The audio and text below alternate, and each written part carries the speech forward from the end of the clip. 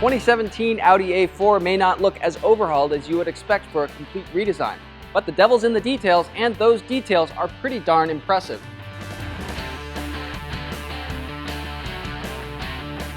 A lot of traditional Audi cues going on, things like this sprawling grille here, very thin headlights and taillights. At a glance, pretty easy to mistaken this for the previous generation A4, even the dimensions slightly bigger, but not much changed.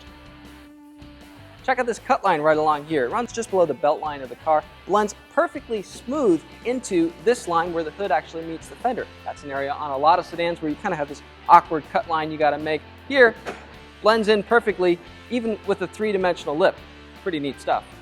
More obvious differences on the inside of the new A4, which trades its predecessor's hooded dashboard for kind of a lower, more stacked orientation here. There's this iPad-like screen that sort of sits over the center part of the dash, and in our test car it's joined by 12.3-inch virtual gauges here. They replace traditional gauges. They can even show your navigation system with Google Earth overlays.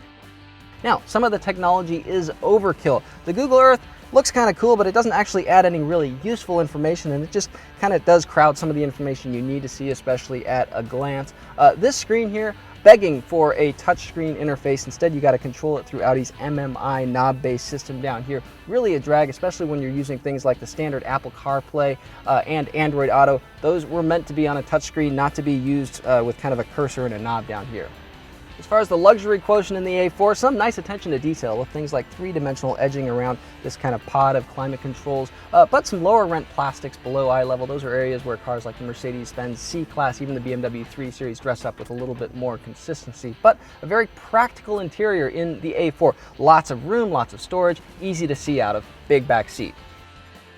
The A4's turbocharged four-cylinder makes a robust 252 horsepower and 273 pounds-feet of torque. That's good for stout acceleration, even uphill, though we did notice some accelerator lag right off the line. Still, pretty good engine overall, and makes up for some of the transmission, which is pretty hesitant to downshift when you need more power. But a lot of shoppers just might not care once they figure out how many standard features the new A4 has. For its sub $40,000 starting price, you get standards like leather instead of vinyl, power seats, a moonroof, backup camera, Apple CarPlay, Android Auto, and forward collision warning with automatic emergency braking. A lot of competitors charge extra for many of those features. So if you want top handling performance or the best cabin materials, the A4 probably isn't going to be your pick. But if you want technology, practicality, and a surprising amount of luxury value, Audi's got a pretty good choice right here.